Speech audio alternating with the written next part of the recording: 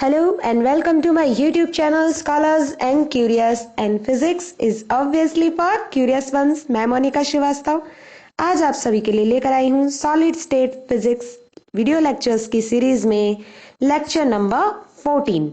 तो आज के हमारे इस लेक्चर में हम क्या पढ़ने वाले हैं, हम पढ़ेंगे previous year questions of CSIR NET JRF।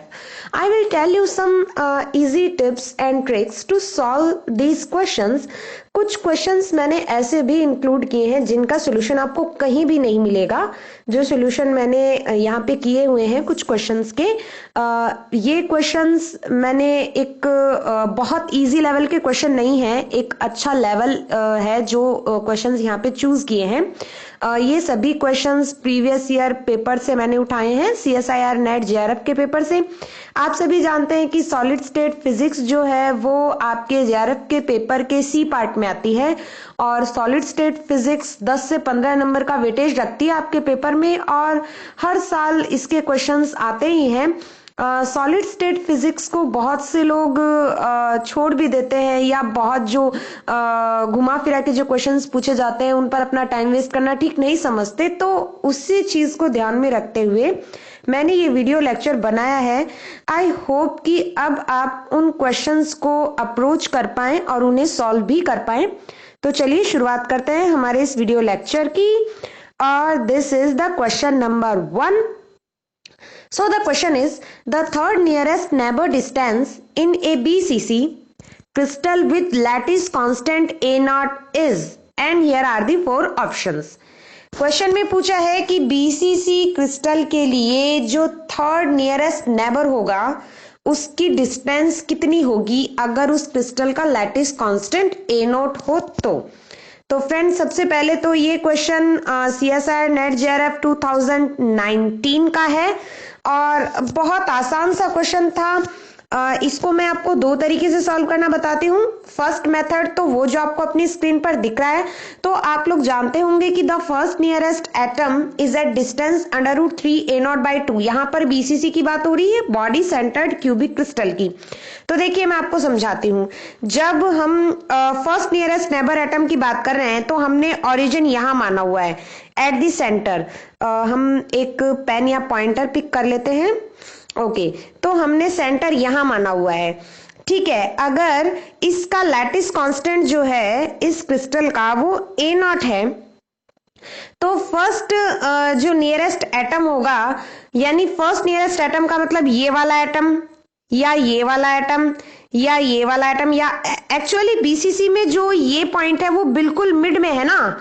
ये जो लैटिस पॉइंट है बिल्कुल मिड वाला एटम है, तो इसका मतलब ये सभी जो हैं वो इक्वल डिस्टेंस पर हो गए इससे।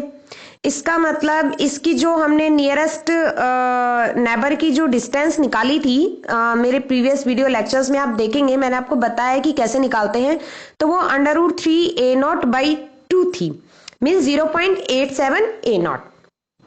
सेकेंड नियरेस्ट एटम क्या होगा, एक BCC क्रिस्टल अज्यूम कीजिए। सेकेंड नियरेस्ट एटम होगा कि अगर इसके ऊपर ऐसा ही एक और क्रिस्टल बना दें आप इसके जस्ट ऊपर, तो जो इसके मिड वाला एटम होगा वो इसके लिए सेकंड नियरेस्ट एटम होगा। तो ऑब्वियसली डिस्टेंस क्या हो गई, A0, एक लैटिस कांस्टेंट की इक्वल हो गई। अब हमें क्वेश्चन में पूछा है थर्ड नियरेस्ट एटम, तो थर्ड नियरेस्ट एटम कौन सा होगा। थर्ड नियरेस्ट देखिए ये जो इस सेकंड वाले क्रिस्टल के लिए हैं वो फर्स्ट वाले क्रिस्टल के लिए भी चारों लैटिस पॉइंट सेम है, यानी कि जो ऊपर वाले 4 हैं वो इसके लिए थर्ड नियरेस्ट नेबर बनेंगे। तो यहां से लेकर यहां तक की डिस्टेंस हमें निकालनी थी। देखिए फिर से हमें डिस्टेंस निकालनी है इस सेंटर पॉइंट से सेकंड वाले क्रिस्टल लैटिस के लिए इस कॉर्नर यानी इस लैटिस पॉइंट तक की डिस्टेंस, जो कि आप जब डिराइव करेंगे तो आपको मिलेगी √2 A0, ठीक है। ये एक मेथड है। अब मैं आपको एक और मेथड बताती हूँ, इससे भी इजी और जो कम टाइम कंज्यूम करे। आपको क्या करना है, सिर्फ ऑप्शंस को निकालते जाइए, कौन कौन से ऑप्शंस हो सकते हैं, पॉसिबल जो ऑप्शंस है उनको रख लीजिए और उनमें से एक आपका आंसर होगा। देखिए BCC क्रिस्टल लैटिस की बात हो रही है, तो ऑब्वियसली बीसीसी में आपको ये तो याद रखना ही है कि फर्स्ट नियरेस्ट जो डिस्टेंस होती है वो होती है √3a0/2।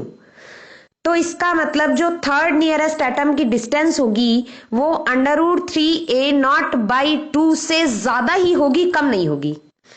ठीक है, अब जो थर्ड नियरेस्ट एटम की डिस्टेंस है वो लैटिस कांस्टेंट के बराबर तो हो नहीं सकती। ठीक है, ये ऑप्शन हट गया यहां से।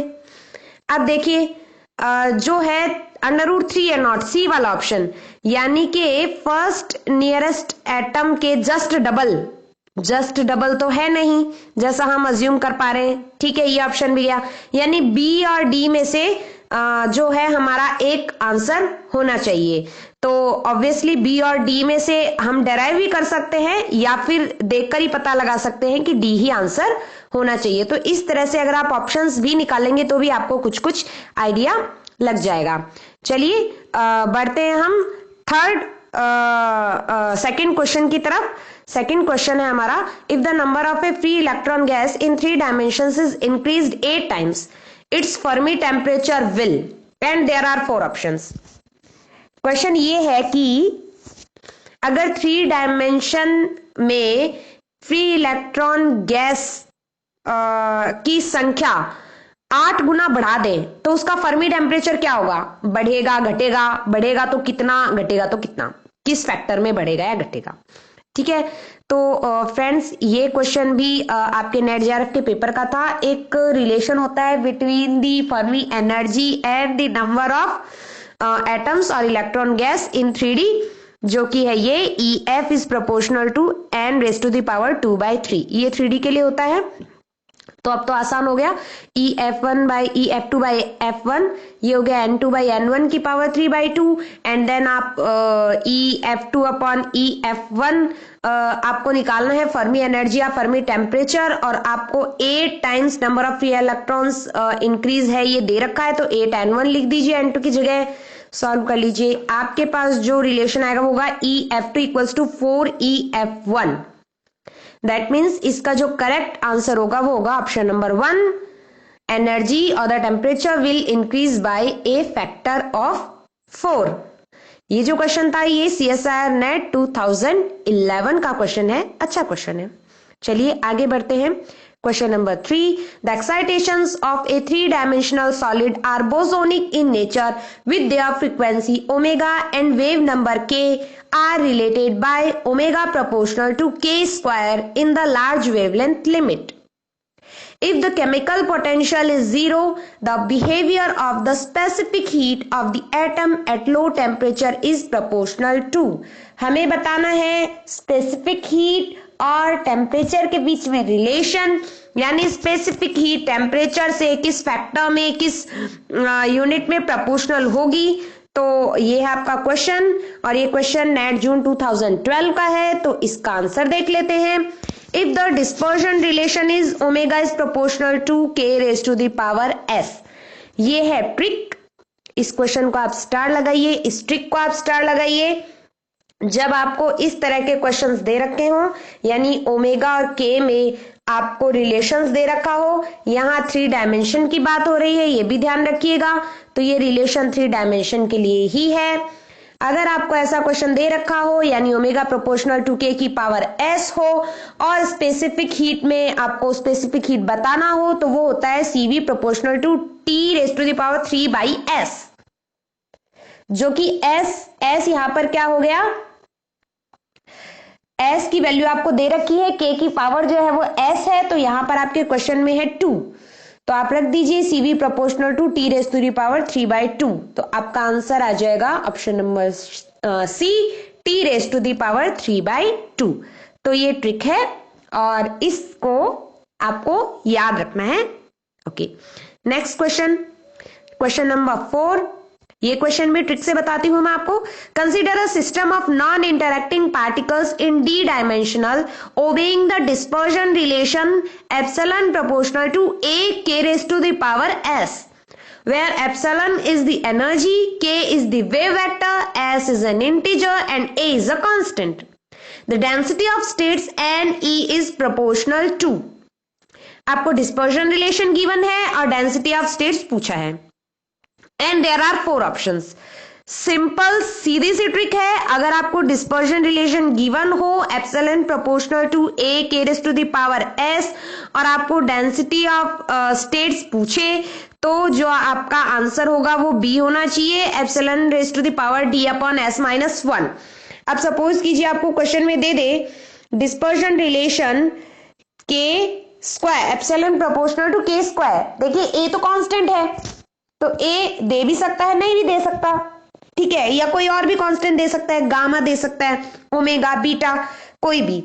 अगर ऐसा दे दे और आपको डेंसिटी ऑफ स्टेट्स पूछे तो आपका आंसर क्या होगा, epsilon raise to the power D dimension है यहाँ पे। देखिए अगर 3 डायमेंशन होता तो 3 लिख देते डी की जगह, 2 डायमेंशन होता तो 2 लिख देते, तो डी डायमेंशन है तो डी बाय और एस की वैल्यू है 2 माइनस 1, ये आंसर हो जाता।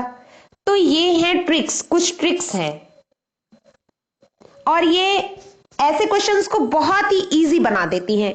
तो हमें ये क्वेश्चंस हमेशा ट्रिक से ही करने हैं, हमें इन्हें बार बार डेराइव नहीं करना है, हमें अपने पेपर में टाइम को बचा के रखना है। तो ये क्वेश्चन था friends CSIR NET JRF June 2012 का। नेक्स्ट क्वेश्चन करते हैं, question number 5 which is the energy required to create a lattice vacancy in a crystal is equal to 1 electron volt. The ratio of the number densities of vacancies n 1200 Kelvin upon n 300 Kelvin when the crystal is at equilibrium at 1200 Kelvin and 300 Kelvin respectively is approximately। आपको किसी lattice किसी crystal की lattice vacancy create करने के लिए जितनी energy चाहिए वो गिवन है 1 इलेक्ट्रॉन वोल्ट। आपको नंबर ऑफ डेंसिटीज के जो रेशियोज हैं वो गिवन है n 1200 kelvin upon n 300 kelvin. तो आपको निकालना है, सॉरी एनर्जी के रेशियोज गिवन है और नंबर ऑफ डेंसिटी के रेशियोज आपको निकालने हैं। ओके, टेम्परेचर की वैल्यू आपको गिवन है तो एक रिलेशन होता है, the equation for number density of vacancies n equals to capital N exponential minus E upon 2 kBT, जहां E है energy required to form vacancies and N है density of lattice sites। तो N1 upon N2 value रख दीजिए, T1 और T2 की values put कर दीजिए 1200 केल्विन एंड 300 केल्विन। जब आप इसको सॉल्व करेंगे तो you will get the answer exponential is to the power 30। तो आपका जो है option D will be the correct one. और ये क्वेश्चन नेट जून 2012 से लिया है मैंने, अच्छा क्वेश्चन है, ऐसे क्वेश्चंस पूछे जाते हैं। चलिए नेक्स्ट क्वेश्चन की तरफ बढ़ते हैं, question number 6। The dispersion relation of phonons in a solid is given by, this is the dispersion relation. The velocity of phonons at large wavelength is, dispersion relation given है, हमें velocity बतानी है कब, at large wavelength पर, and there are 4 options. चलिए इसको solve करते हैं, ये नेट जून 2012 का क्वेश्चन है। तो देखिए फ्रेंड्स, आपको गिवन है omega square k equals to omega naught square 3 minus cos के एक्स ए माइनस कॉस के वाई ए माइनस कॉस के जेड ए।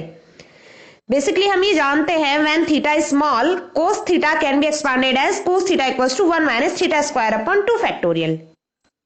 अच्छा चलिए आगे बढ़ते हैं, for larger lambda k x a k Y a k Z A R also small. अगर lambda large हो, और हमें यही तो पूछा है फोनॉन्स एट लार्जर वेवलेंथ, तो लैम्डा लार्ज है इसका मतलब के x a k Y a k Z A की वैल्यू स्मॉल है, यानी हम कोस के एक्स ए कोस के वाई ए और कोस के जेड ए को इस तरह से एक्सपांड कर सकते हैं। ठीक है, समझ रहे होंगे आप। तो चलिए हमने एक्सपांड कर लिया।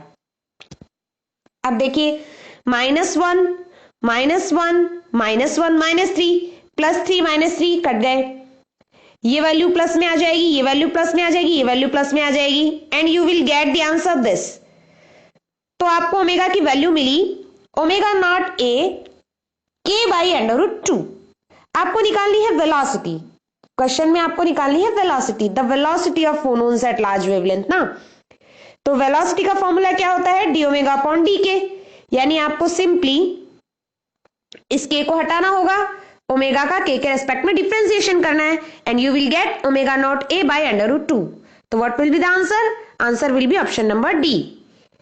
So option D is correct. Okay. Let's move to the next question, which is question number 7. In a band structure calculation, the dispersion relation for electrons is found to be epsilon k equals to beta cos kxa plus cos kya plus cos kza, where beta is a constant and A is the lattice constant. The effective mass at the boundary of the first Brillouin zone is. आपको dispersion relation given है और इस बार आपको effective मास पूछा है. कहां? At the boundary of the first Brillouin zone. मैंने आपको बताया था ब्रिल्विन जोन और first Brillouin zone, second Brillouin zone, इनकी बाउंड्रीज क्या होती है और कैसे निकालते हैं, मैंने आपको बताया था. Okay, so there are 4 options और ये जो क्वेश्चन है ये नेट दिसंबर 2012 का है. इसका सॉल्यूशन देख लेते हैं फटाफट. देखिए, इसका सॉल्यूशन कुछ इस तरह होगा. एप्सिलॉन के, ये डिस्पर्जन रिलेशन हमें गिवन है, epsilon k equals to beta cos kxa plus cos kya plus cos kza. So this is tight binding energy expression for simple cubic solid with lattice parameter A. The expression for effective mass m star. effective mass के लिए tight binding theory के according जो formula होता है वो आपको याद करना है. वो होता है m star equals to h cut square upon d2 ek upon dk square. Brillouin zone boundaries at a Brillouin zone, first Brillouin zone की बात हो रही है तो क्या बाउंड्री होगी? kx equals to plus minus pi by a, ky equals to plus minus pi by a, kz equals to plus minus pi by a. Brillouin zone की boundaries, first Brillouin zone, second Brillouin zone, कैसे इनको निकालते हैं, ये सब ब्रिल्विन zone का जो हमारा वीडियो लेक्चर है उसमें मैंने आपको बताया है, तो वहां से देख लीजिए या फिर इसे डायरेक्ट याद कर लीजिए. नाउ d2e और dk स्क्वायर हम डराइव करेंगे किस पॉइंट पर? पाई बाई ए पर, क्योंकि kx ky kz की हमें वैल्यू रखनी पड़ेगी जोन बाउंड्री पर. तो जब आप इसको सॉल्व करते हैं तो you will get m star equals to h cut square upon 3 beta a square.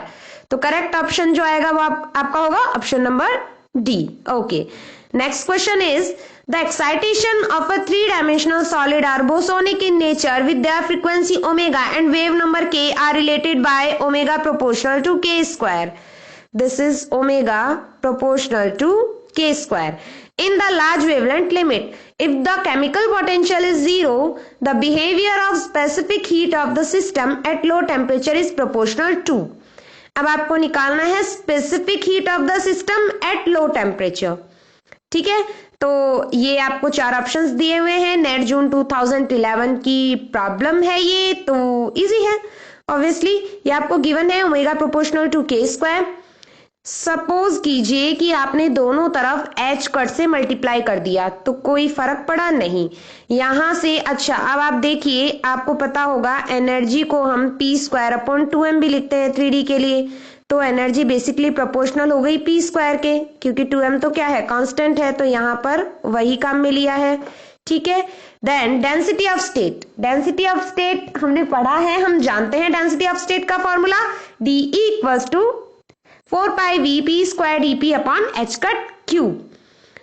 Epsilon proportional to P square, तो डी एप्सिलॉन क्या हो गया? पी डी पी क्या हो गया? D epsilon upon under root epsilon.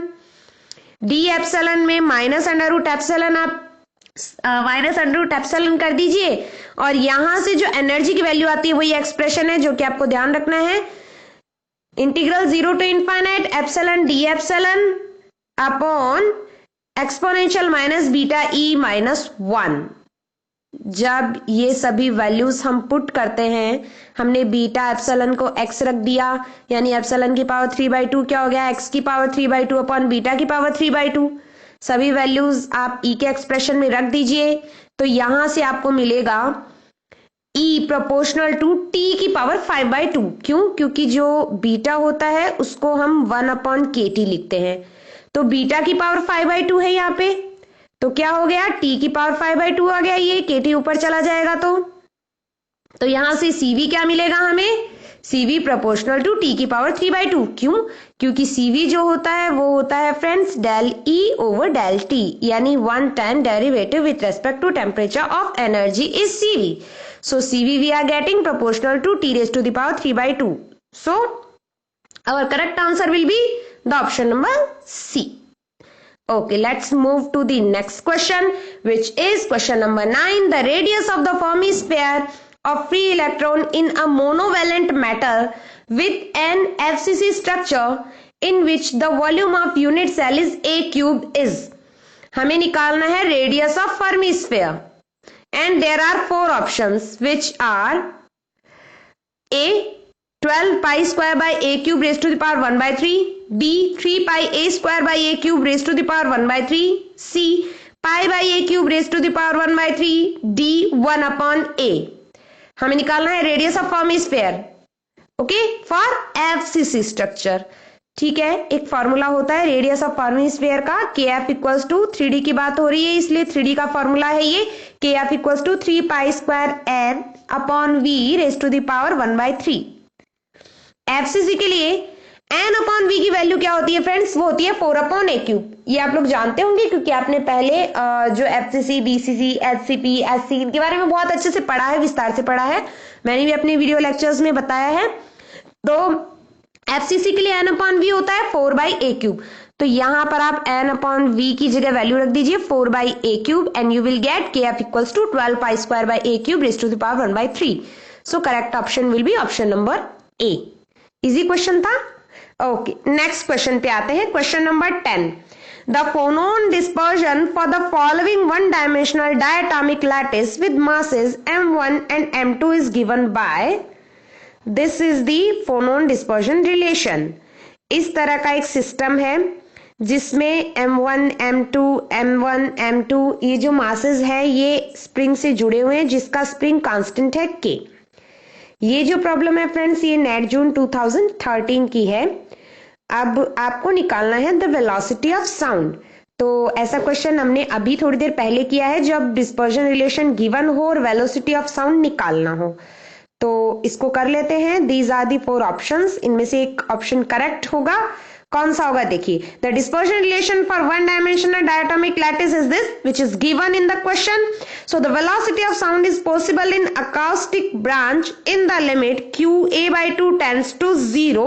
Obviously हमें एक limit लगानी पड़ेगी. इस लिमिट को जब हम एक्सपांड करते हैं तो we are getting sin square qa/2 equals to q square a square by 4. तो आपको यहां पर वैल्यू पुट करनी है q square a square by 4 जो कि देखिए यहां पुट कर दी है.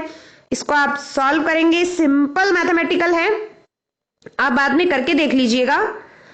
इसकी पीडीएफ भी इन सभी क्वेश्चंस और इनके सॉल्यूशंस की एज इट पीडीएफ मैं आपको लिंक में शेयर कर दूंगी, ड्राइव का लिंक में. तो आप इन क्वेश्चंस को बार बार देख सकते हैं, ये सॉल्यूशंस अपने पास रख सकते हैं. So we are getting by doing some mathematical this expression and at last this expression from binomial approximation method. So we are getting omega q equals to under root k qa by 2 m1 plus m2. So the velocity of sound will be v equals to omega upon q या omega upon k. तो ये आपको मिल गया आपका answer under root k by 2 m1 plus m2 into a velocity of sound. अच्छा question है, ऐसे questions बार बार पूछे जा रहे हैं. नेक्स्ट क्वेश्चन की तरफ बढ़ रहे हैं हम. The electron dispersion relation for a one dimensional metal is given by. This is the electron dispersion relation. यहाँ पे k मोमेंटम है, a लैटिस कांस्टेंट है, epsilon not is a constant having dimensions of energy and k is less than equal to pi. If the average number of electrons per atom in the conduction band is 1 by 3, then the Fermi energy is, and here are the 4 options. आपको Fermi energy निकालनी है. Net जून 2013 की problem है ये. So the electron dispersion relation is given at t equals to 0 Kelvin. The electron will occupy all the stages whose energy is from 0 to the Fermi energy. तो obviously ये density of state for Fermi energy का formula भी है, इसे आप याद भी कर लीजिए. n equals to 0 to integral 0 to EF d delta E dE where delta E equals to density of states. This is equation number 1. ये अच्छा क्वेश्चन है फ्रेंड्स. ये जो क्वेश्चन है इसका सॉल्यूशन आपको बहुत सारी कोचिंग इंस्टीट्यूट के पास भी नहीं मिलेगा. ये सॉल्यूशन इस तरीके से किया हुआ है कि अच्छे से समझ में आए. आई होप आपको भी समझ में आ जाएगा। अच्छा क्वेश्चन है ये। इसका जो क्राइटेरिया है वो टफ क्वेश्चंस में आता है। So delta E is L upon H integral D P and E मैंने अभी आपको बताया पी स्क्वायर अपॉन 2m लिख सकते हैं हम एनर्जी को। तो डी ई क्या आ गया 2p dp अपॉन 2m। यहां से dp की वैल्यू आ गई हमारे पास। ये वैल्यू आपको यहां पे पुट करनी है और आगे से आगे बस मैथमेटिकल करते जाइए। n में आप वैल्यू पुट कर देंगे तो you will get 2l upon H under root m by 2 under root E F upon 1 by 2। So what you will get at last, you will get E F equals to h square upon 2m n upon 2l की whole square. Okay, this is for one dimensional metal. Okay, so now the effective mass of electron, you know, m equals to h cut square upon d2e upon dk square. And given that this expression is given in the question, so differentiate it with respect to k. k के साथ आपने differentiate किया, आपको ये value milli. Again differentiating, you will get this value. Okay, now the boundary condition is given in question that ka should be less than equal to pi. ये आपको given है question में, तो आप ये अप्लाई करेंगे। तो जब आप ये इस एक्सप्रेशन में अप्लाई करते हैं तो आपको ये इक्वेशन मिलती है।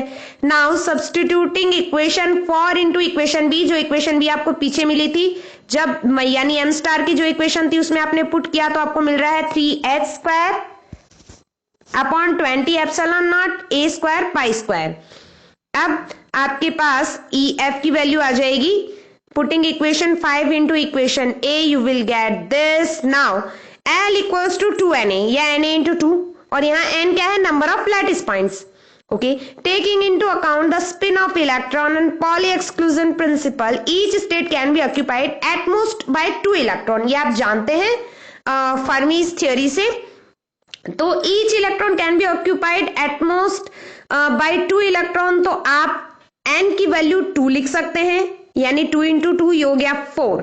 जब आप इसको सॉल्व करेंगे तो you will get epsilon not by 4। Okay, so जो आपका आंसर होगा वो होगा epsilon not by 4। E F के लिए फर्मी एनर्जी हो जाएगी एनर्जी डिवाइडेड बाय 4। तो अच्छा क्वेश्चन है, इसको अच्छे से सॉल्व कीजिएगा। आई होप आपको समझ में आएगा। अगर कहीं भी कुछ भी कंफ्यूजन है तो आप मुझे कमेंट में बता सकते हैं।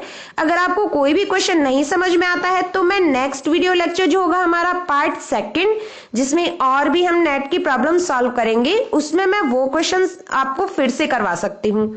बट अगर मुझे पता चले, आप लोग मुझे बताएं कमेंट करके तभी। Okay, now there is question number 12. The energy of an electron in a band as a function of its wave vector k is given by. ये जो है ये टाइट बाइंडिंग थ्योरी का क्वेश्चन है। So the effective mass of electron near the bottom of band is, effective mass आपको निकालना है।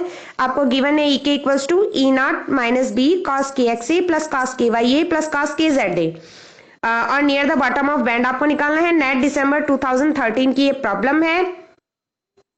तो near the bottom of band obviously के ए स्मॉल तो cos theta can be expanded into this term. ऐसा कैसा हमने अभी थोड़ी देर पहले किया है, तो ये आप कर सकते हैं। अब आपको समझ आ रहा होगा। और ये 1 + 1 + 1, यहाँ ये 1 एंड 1, ये वैल्यू हो गई 3।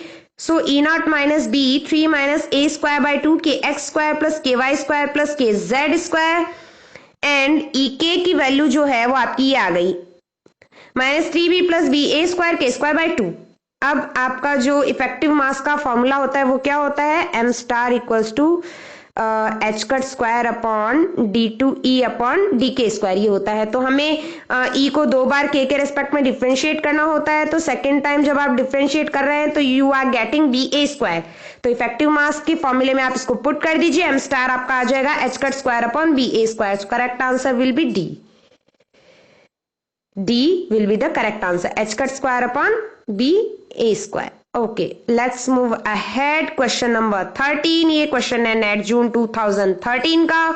If the energy dispersion of a 2-dimensional electron system is E equals to U h cut k, where U is the velocity and k is the momentum, then the density of states depends on the energy as easy question है, आपको dispersion relation दे रखा है और आपको density of states निकालना है। एक trick मैंने आपको पीछे बताई है, आप उससे भी कर सकते हैं, आपको वही आंसर मिलेगा। और जो तरीका है, प्रॉपर तरीका, वो भी मैं आपको यहाँ बता देती हूँ। तो आपको दो तरीके मिल गए ऐसे क्वेश्चन को करने के। तो चलिए ये तरीका भी देख लेते हैं।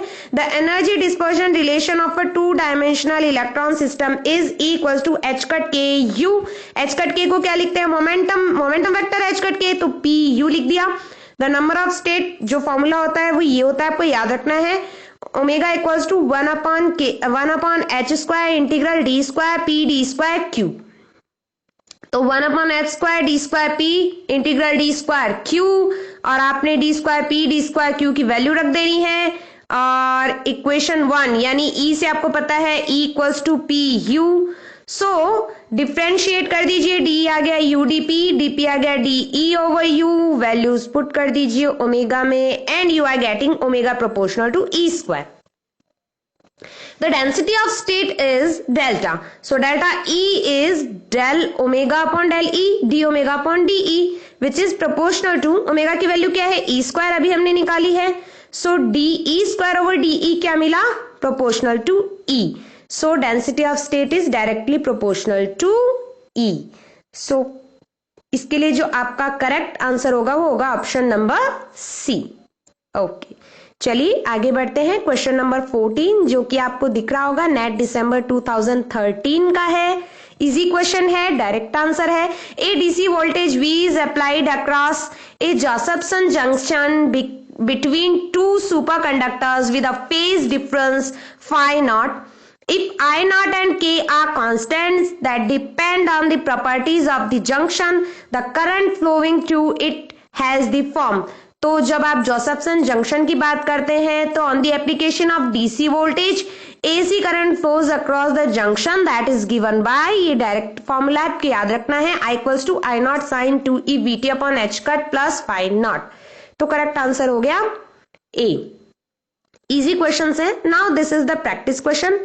ये क्वेश्चन आपको करना है। Assuming iron Fe has a lattice parameter A of 0.287 nanometre, what is the atomic radius and atomic density of an iron crystal? Lattice parameter given है, आपको एटॉमिक रेडियस और एटॉमिक डेंसिटी निकालनी है। So keep practicing these questions and work hard, surely you will get success. Please like, subscribe and share to all. Please subscribe my channel and do share guys. अभी तक का आपका response बहुत अच्छा है, so thank you for that and keep supporting me. Part 2 is coming soon, so okay, thank you.